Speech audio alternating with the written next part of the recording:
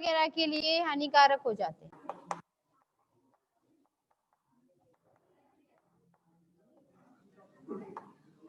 गोनियोलैक्स एक शैवाल होता है जो मछलियों के अंदर जमा हो जाता है, ठीक है। और जब मछलियों के अंदर जमा हो जाएगा तो उनके पाचन तंत्र को खराब कर देता है, ठीक है। और उसके बाद बेचारी मछलियां मर जाती हैं।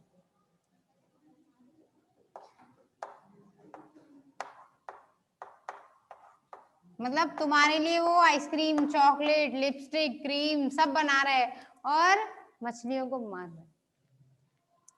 मतलब ऐसा नहीं है, देखो ये प्रयोग ही नहीं होते हैं हमारे लिए, ठीक है ना। शैवालों में अलग अलग एग्जाम्पल्स हैं, है ना। वो कॉन्ड्रस वगैरह के अच्छे शैवाल हैं जिनसे खाने पीने की चीजें बनाई जाती हैं, और ये शैवाल इससे तो कुछ भी नहीं बनाया जाता है।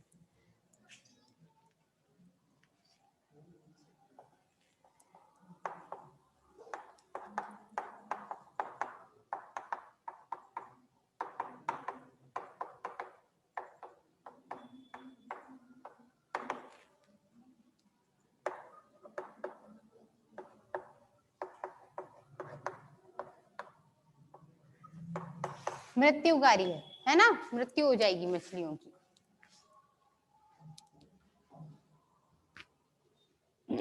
इसके अलावा कुछ ऐसे भी होते हैं जो मानव के अंदर भी रोग उत्पन्न कर देते हैं, जैसे माइक्रोसिस्टिस और एनावीना।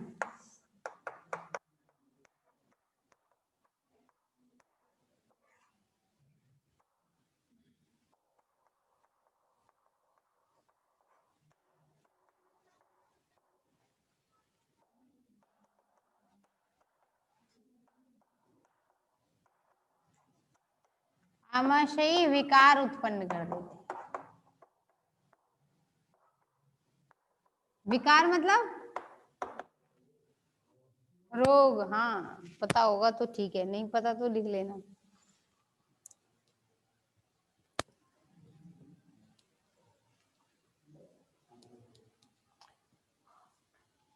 और जो क्लोरेला है वो कई बार चर्म रोग उत्पन्न कर देता है।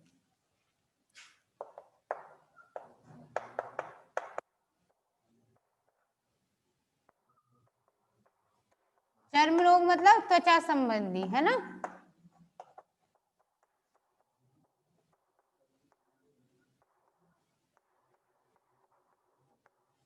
उत्पन्न कर देता है। और एक तुम्हें मैंने पहले भी लिखवाया था और बोला भी था याद करने के लिए, चाय और कॉफी में लाल रंग का किट उत्पन्न करता है, सिफेलिरोस वीरेसेंस। पढ़ लिया करो, जलो मत।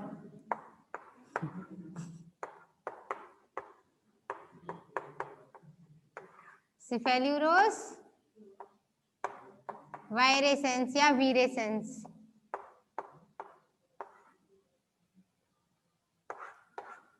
क्या करता है? चाय और कॉफी के पौधों में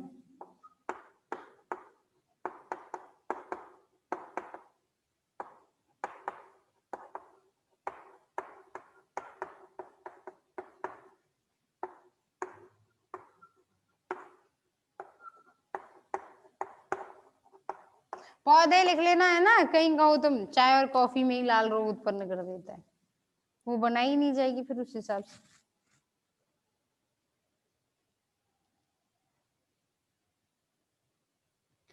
इसके अलावा गोनियोलैक्स का जो है, गोनियोलैक्स है ना, वो मनुष्य के आहार नाल में पहुंचता है और टेट्रा ओडोनटॉक्सिन रिलीज करता है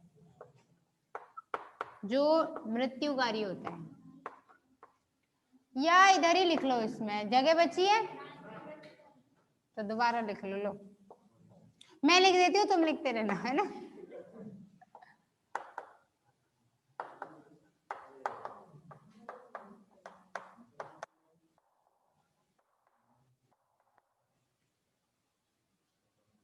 टेट्रा ओडोनटॉक्सिन।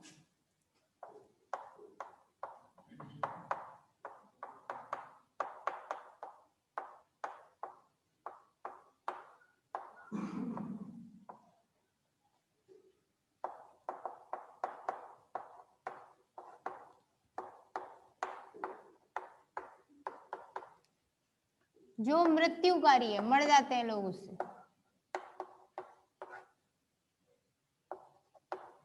ठीक है, तो शैवाल से बने हुए shampoo, cream, jelly, soup, ice cream, pastry खाने से पहले एक बार सोच और लेना और पूछ भी लेना, क्योंकि बहुत सारे लोगों को कि बना किससे है। ठीक है, दूसरी चीज, हाँ ये नहीं कि बस चोकोबार खरीदी, खोली और खा ली, है ना। एक जो भी चॉकलेट वगैरह आप खाते हो, बिस्किट वगैरह खाते हो, उसके रैपर्स को देखना और पढ़ना सीखो अब। ठीक है, आदत डालो अपने अंदर। जो भी शैम्पू बालों में लगाया उसमें देखा करो वो किससे बना है, इंग्रेडिएंट्स क्या हैं, कैसे हैं, क्योंकि कई बार जो डीओ, जो परफ्यूम यूज करते हो उसको भी देखना चाहिए, क्योंकि कई बार परफ्यूम तो कपड़ों पे, उसमें तो दिक्कत है नहीं ज्यादा, बहुत लोगों को प्रॉब्लम होती है ना, एलर्जी। दूसरी चीज, जो डीओ होते हैं जो डायरेक्ट स्किन पे अप्लाई किए जाते हैं, अगर उसमें एल्यूमिनियम का अमाउंट ज्यादा है, एल्यूमिनियम की मात्रा ज्यादा है, तो वो तुरंत लाल लाल दाने कर देगी, खुजली होने लग जाएगी, और बाकी स्किन डिजीज अगर बढ़ती रही, है ना, तो फिर वो कई बार कैंसर भी कर सकती है। हर किसी को नहीं करती है हर चीज नुकसान, पर आपकी बॉडी किस तरीके से डिजाइन है वो आपको पता होगा, नहीं तो आपके डॉक्टर्स को पता होगा।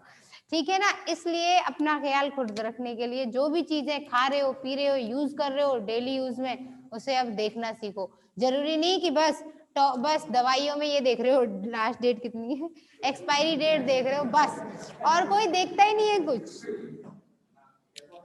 तो अब देखना शुरू कीजिए।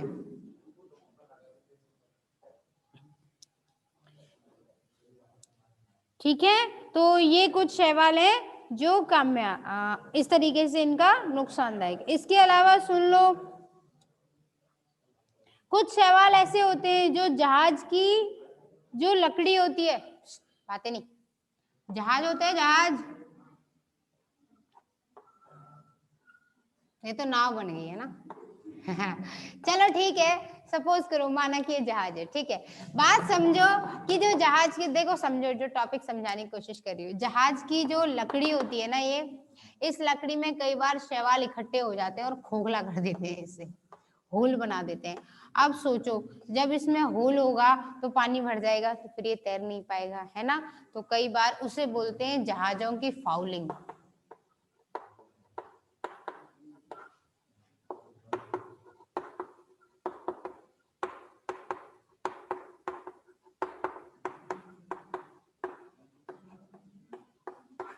फाउलिंग उत्पन्न करते हैं, जिसे नहीं ध्यान रहे वो लिख लेना, फाउलिंग का मतलब क्या होता है। लकड़ी का खोखला होना।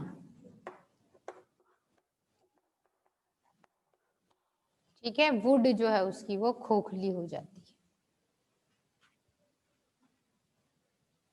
कई बार बहुत सारे जो इमारतें वगैरह हैं उन पर भी उग जाते हैं शैवाल, और उन्हें भद्दा कर देते हैं, बिल्कुल खराब खराब दिखने लग जाते हैं। ठीक है ना, अगर ताजमहल पे शैवाल उग जाते तो कैसा लगता वो, कितना बुरा लगता ना। हाँ, अच्छा, कई, क्या कह रहे हो।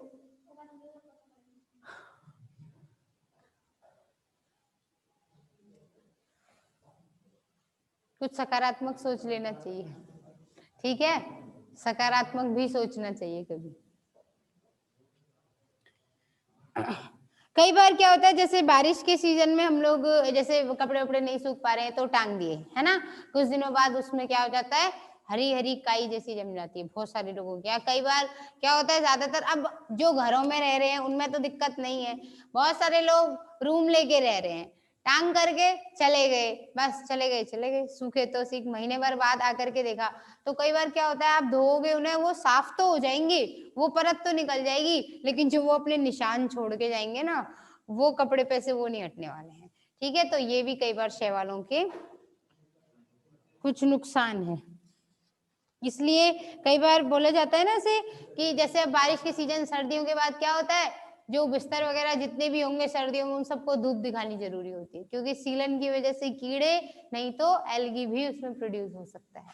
समझ आई बात, पता लगा इस बार रजाई उठा के रख दी और अगले साल तक उसमें होल। ठीक, तो ऐसी कंडीशन भी देखने को मिल सकती है। तो ये हो गए साहब इसके आर्थिक महत्व वगैरह पूरे। आपकी ये यूनिट खत्म। यहाँ से कोई डाउट हो तो पूछिए, नहीं तो फिर आगे शुरू करते हैं अगला।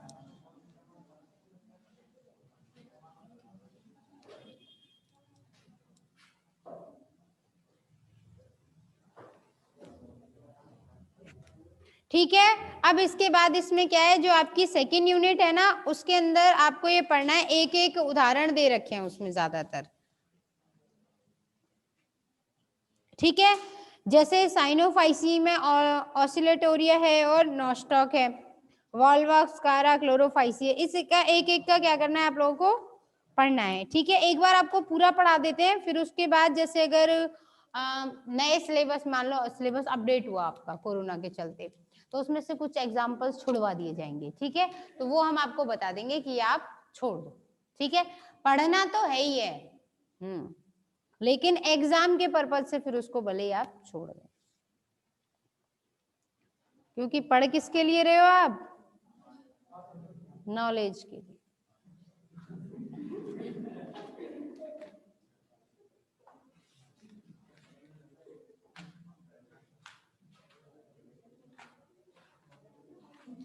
ठीक है, तो आगे बात करते हैं। सबसे पहला जो सदस्य है ना, वो ऑसिलेटोरिया है। देखो भाई, ऑसिलेटोरिया देखने में ऐसा लगता है दूर से, वैसे तो मतलब सूक्ष्म जीव है ये, लेकिन मैं आपको बताती हूँ ऑसिलेटोरिया पहचानोगे कैसे, डायग्राम से कैसे पहचानोगे। जैसे केचुआ होता है ना, वैसा ही होता है, तंतुवत शैवाल होता है। साइनोफाइसी का सदस्य है, तो इसका मतलब उसके अंदर क्या होगा, नील हरित शैवालों के अंतर्गत आएगा। नील हरित शैवाल वो शैवाल होते हैं जिनमें क्या होगा, रंजक होगा, है ना। तो अपना भोजन वो कई बार खुद बना लेते हैं। दूसरी चीज, उसकी स्थिति, सबसे इंपॉर्टेंट चीज जो ऑसिलेटोरिया में है, क्यों उसको रखा गया, वो उसकी गति है। ठीक है, उसकी गति ऐसे होती है। ठीक है, मतलब ये कि जैसे यहाँ है ना, तो एक बार इधर चलेगा, फिर उधर चलेगा, फिर इधर चलेगा, यानी कि वो इस तरीके से गति करता है। ठीक, जैसे आप पढ़ोगे आगे, दोलन होता है ना, दोलन, पेंडुलम में जैसे दोलन होता है, सेम कंडीशन उसके अंदर होती है। ठीक है, यानी कि वो जैसे सांप सरकता है, तो सांप तो अच्छे तरीके से उसके तो हाँ, वो तो अलग से रेप्टाइल कंडीशन है उसकी, तो क्योंकि वो तो बड़ा जीव है, ये तो छोटा सा होता है। और क्या होता है, जंतु या पादप? पादप होता है ना। हाँ, बहुत सारे बच्चों को यही नहीं याद होगी कि सवाल क्या है, बॉटनी पढ़ रहे हैं ना, ये याद रखना। तो भाई हेडिंग डालिए, यूनिट सेकंड।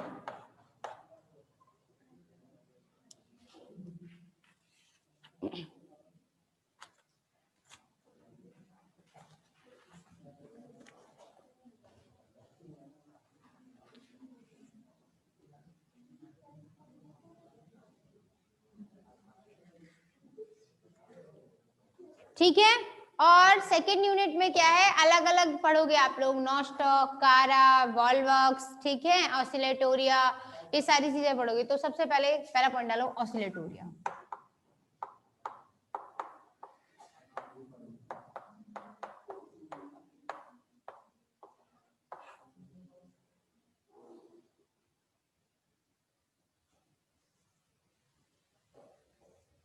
इसका नाम ऑसिलेटोरिया ही क्यों रखा गया?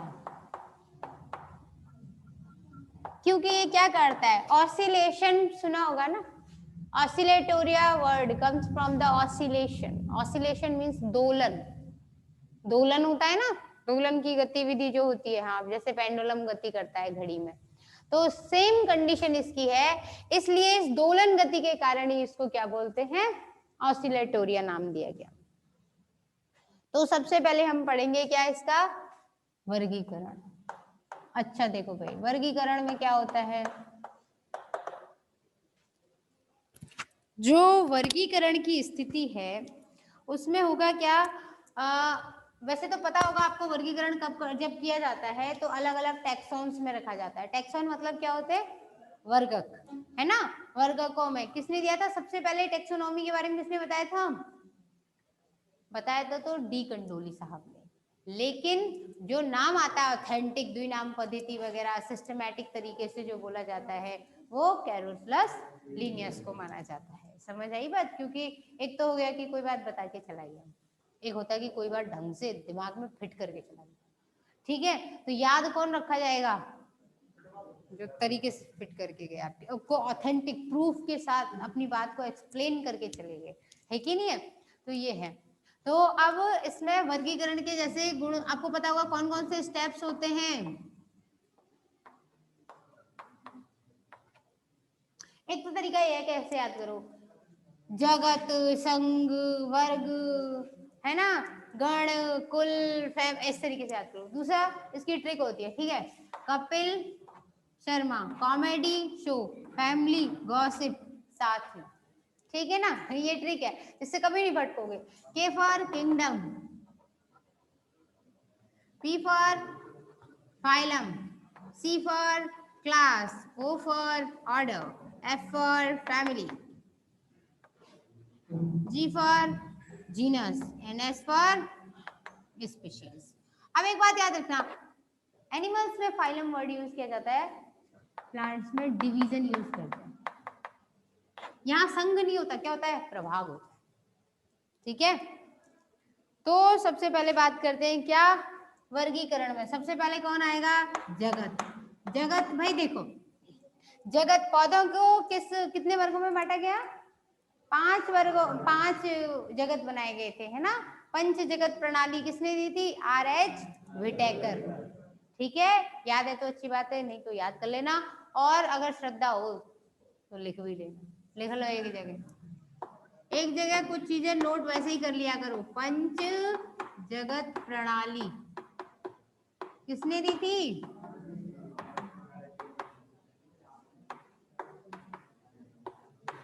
है ना। अब वो मैं उसमें डिटेल में नहीं जाऊंगी। कौन कौन से होते हैं? Monera, protista, fungi, Plantae and animalia, है ना, 5 है। मोनेरा में प्रोकैरियोटिक जीव, प्रोटिस्टा में यूकैरियोटिक एक कोशिकीय, फंजाई में सारे कवक आ गए, उसके बाद प्लांटी में पौधे, और एनिमेलिया में जंतु।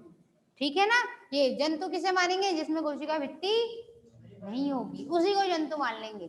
ठीक है, और अगर यूकैरियोटिक है, एक कोशिका है, कोशिका भित्ति है, तब उसे कहाँ रखेंगे? आप घूमने जा रहे थे साहब, ठीक है, कल 26 जनवरी है, बूंदी खाने में जाओगे कहीं ना कहीं, तो आपको मान लो कोई आपको एक ऐसी चीज दिखाई दे गई, ऐसी कोशिका दिख गई जिसमें कोशिका भित्ति है, एक कोशिका है, मिल गई आपको कहीं कैसे करके। अच्छा, इतनी बड़ी भी होती है जो आंखों से दिखाई दे, हर बार हर कोशिका आंखों से दिखाई नहीं दे ऐसा जरूरी नहीं होता है। सबसे बड़ी कोशिका कौन सी होती है? शुतुरमुर्ग का अंडा। इसके अलावा आपके बाल रोज देखते हो, आईने में देखते होगे ना, तो आपका एक बाल आपकी एक कोशिका है, लेकिन वो कैसी है? मृत। अब मत कहना कि हमने कोशिकाएं देखी नहीं, ठीक है। जिस प्याज को, गाजर को खाते हो उसमें भी कई बार छोटे छोटे धागे निकलते हैं, वो एक कोशिका है। गाजर का तो हलवा खा लिया होगा तुम लोगों ने, है ना। इसकी जो एक कोश, ये जो एक बाल है, 1 root hair of the carrot is the 1 cell. समझ आई बात? तो आज के बाद ये तो कहना मत कि एक कोशिका हमने देखी नहीं। अब मान लो तुमने देख ली एक कोशिका, उसमें कोशिका भित्ति है, फिर तुम और एनालिसिस करने लग गए उसका, है ना, माइक्रोस्कोप वगैरह से, उसमें आपको केंद्रक वगैरह सब दिख गई, यूकैरियोटिक दिख गई हो, तो आप उसे किस कैटेगरी में रखोगे? अगर वो हरी है, सेलुलोज की कोशिका भित्ति है, तब तो रखोगे उसे प्लांटी में। अगर उसकी भित्ति, कोशिका भित्ति म्यूकोपॉलीसेकेराइड की बनी हुई और यूकैरियोटिक हुई, तब कहाँ रखोगे? प्रोटिस्टा। अभी अभी बोला ना मैंने, मोनेरा में क्या रखते हैं? प्रोकैरियोटिक। प्रोटिस्टा में क्या रखते हैं? यूकैरियोटिक, एक कोशिकीय जीव, है कि नहीं? हाँ, तो ये बात ध्यान रखना हमेशा, क्योंकि पढ़ना याद करना आसान होता है, चीजों को कहाँ तक समझ पाए, बस इसी का नाम कंपटीशन होता है। समझ आई बात? तो आगे प्रभाग में क्या आएगा? प्रोकैरियोटा। ये प्रोकैरियोटा में क्यों रखा गया? क्योंकि ये साइनोफाइसी का सदस्य है, और साइनोफाइसी के अंदर कौन कौन होते हैं? जीवाणु और ऐसे जीवाणु जो नीले हरे कंडीशन में थे, है ना, उनको रखा जाता है साइनोफाइसी के अंतर्गत। ठीक, तो आगे जगत लिखा, जगत के बाद प्रभाग, प्रभाग में क्या आ जाएगा, साइनोफाइटा। साइनोफाइटा के बाद आगे वर्ग आएगा साइनोफाइसी।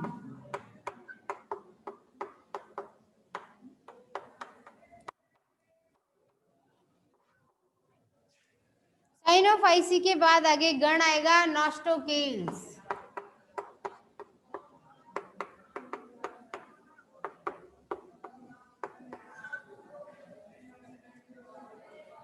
उसके बाद कुल आएगा ऑसिलेटोरिएसी।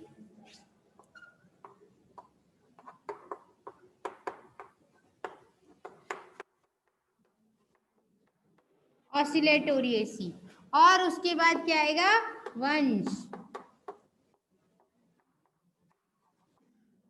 ऑसिलेटोरिया। ठीक है,